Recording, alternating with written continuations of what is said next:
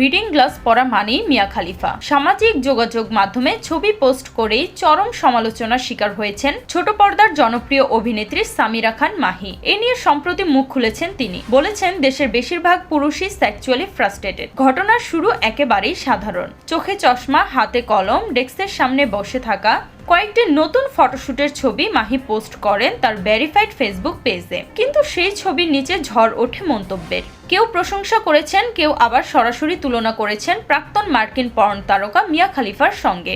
সম্প্রতি এক সাক্ষাৎকারে ক্ষোভ প্রকাশ করে মাহি বলেন, আমি জানি না এই সিগনেচার বা ধারণা কোথা থেকে এসেছে।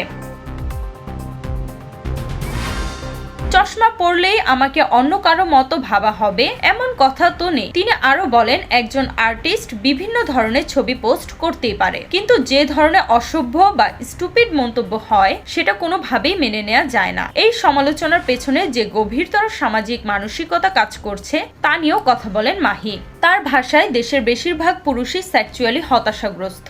না হলে একটা সাধারণ ছবি দেখে এমন চিন্তা আসে কিভাবে? সুস্থ মানুষ এইভাবে চিন্তা করে না। আমি ছবিটা অন্যভাবে দেখাতে চেয়েছি, কিন্তু তারা সেটাকে যৌনতায় রং মেখেছে।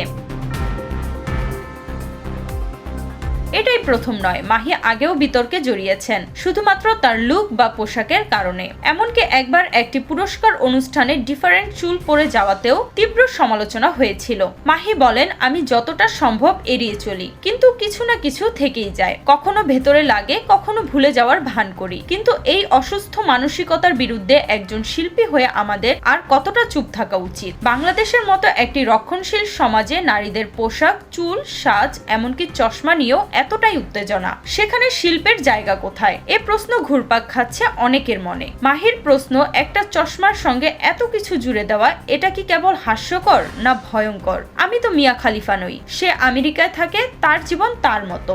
আমাদের দেশে তো চশমা পরলেই চরিত্র বিশ্লেষণ শুরু হয়ে যায়।